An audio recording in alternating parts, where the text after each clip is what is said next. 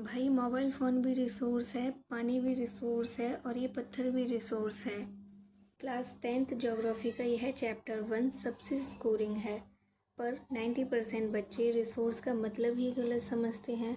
आज 6 मिनट में resource plus type plus sustainable development एकदम क्लियर हो जाएगा। रिसोर्स का मतलब है हम उसे यूज कर सकें टेक्नोलॉजी के अकॉर्डिंग और जिसकी हमें ज़रूरत हो। जैसे कि पानी का एग्ज़ाम्पल लेते हैं, नदी में अगर पानी बह रहा है तो वो कोई भी रिसोर्स नहीं है। जब हमने टेक्नोलॉजी बनाई, टेक्नोलॉजी के बाद हमने डैम बनाए, हमने पाइप बनाई और पानी का अच्छी तरीके से उपयोग करना हमने सीखा, तब पानी एक रिसोर्स बन गया। और इसी का एक और एग्ज़ाम्पल है हमारे मोबाइल फ़ोन। मोबाइल फ़ोन जो है वो एक टेक्नोलॉजी भी है और उसकी नीड भी है और उसके यूजेस भी हैं। तो मोबाइल फ़ोन भी एक क्या है, रिसोर्स है। तो ये फॉर्मूला भूलना मत, resource equal to use plus technology plus need.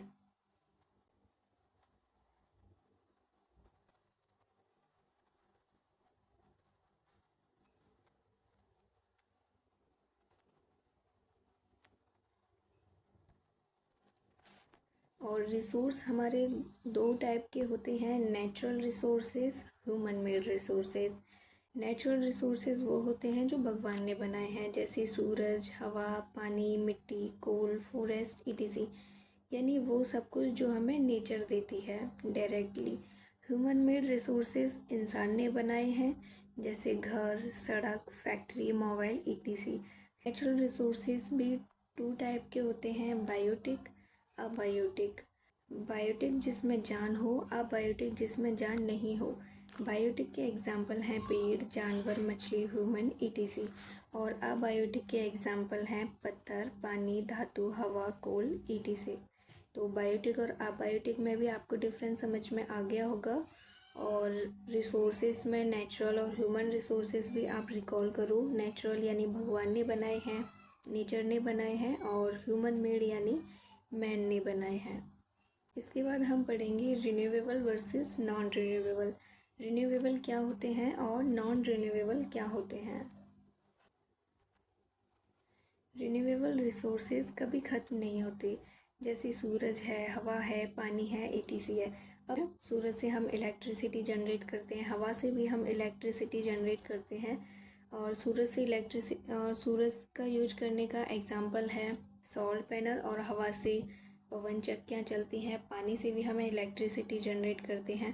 Second है नॉन रिन्यूएबल। नॉन रिन्यूएबल कौन से होते हैं, इनका अगर हम एक बार यूज कर लेंगे तो ये ख़त्म होते जाएंगे, जैसे कि कोल है, पेट्रोल है, नेचुरल गैस है, मिनरल्स हैं etc हैं।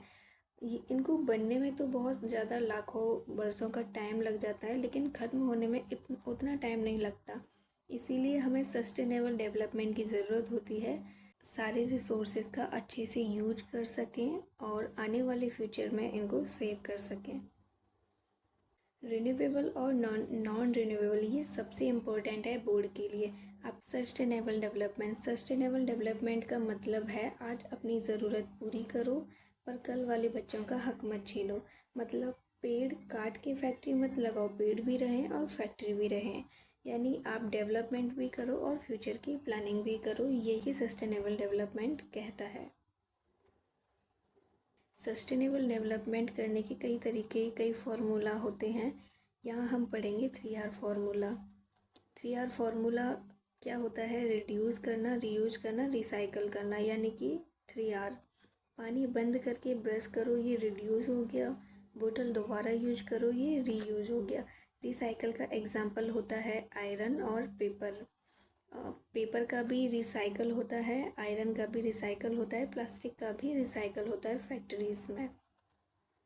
चलो अब हम 30 सेकेंड में रैपिड रिवीजन कर लेते हैं। रिसोर्सेज क्या हैं, use plus tech plus need. Types कितने होते हैं, रिसोर्सेज कितने टाइप के होते हैं, नेचुरल रिसोर्सेज और human made resources. Natural resources भी दो टाइप के होते हैं, बायोटिक और अबायोटिक। उनका सॉल्यूशन क्या है, sustainable development plus 3R formula.